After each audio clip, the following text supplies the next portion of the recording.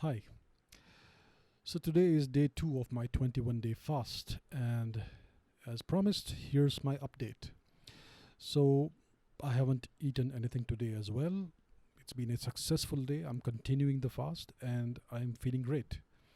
There's no fatigue, there's no ill effects of any kind. I'm feeling great mentally, physically. So it's been a great day. Yesterday morning, my weight was 104 kilos. Today, my weight is 102.5. That's what it was in the morning. I'm checking my weight once a day at the same time every day. So it was 102.5 today. So that means that I've lost a kilo and a half of weight in one day. Now, is it possible for anyone to lose a kilo and a half of fat in one day? And the answer to that is no, it's not possible unless you remove it surgically. You can't lose that much fat in one day. The body can't burn that much fat in one day under normal circumstances. So then what have I lost? And the answer to that is I've lost water weight in the form of water, excess water that the body was retaining. Now, why does the body retain excess water? That happens when you eat carbohydrates. So the modern human being eats a lot of carbohydrates, and that's been the case ever since we discovered agriculture, ever since we became an agricultural species.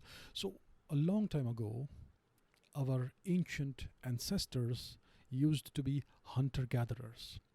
They used to hunt wildlife. They used to hunt animals, birds, fish, whatever they could find, and they used to gather wild vegetables and wild fruits, and they used to eat whenever they could, but it wasn't always possible to eat because it's not easy to hunt animals and find wild plants or vegetables that you can eat.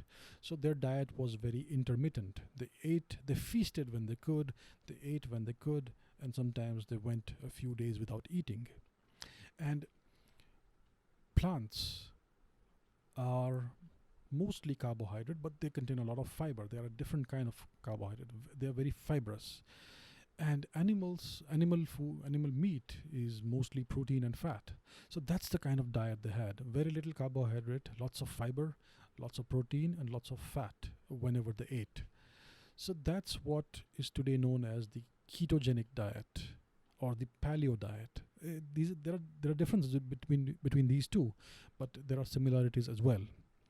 So that's what they used to eat in the past. Now, after the discovery of agriculture, our ancestors began to cultivate. They domesticated certain plants such as wheat and rice and legumes and pulses and eventually potatoes and various fruits, etc.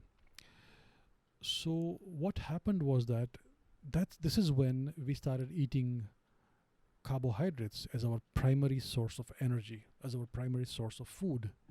So today, if you see the modern diet in most places, you have a lot of bread, you have pasta, you have rice, you have rotis, chapatis, and various other things. You have people who eat a lot of potatoes, and there's a lot of sugar in the modern diet. Sugar is a carbohydrate. Sugar is sucrose. And when you eat carbohydrates, whether it's in the form of rice or pasta or wheat products or flour or sugar or whatever, what happens is that the body converts that into glucose. The liver converts that into glucose, and glucose is converted into glycogen.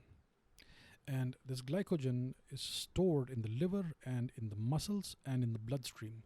And if there is excess glycogen in the body, if you have consumed more carbohydrates than the body can store, then the body converts that excess amount of carbohydrates into fat, and it stores that under the skin. So that's how people become fat, when they eat a lot of carbohydrates. So it's eating carbohydrates that makes people fat, actually, not eating fat.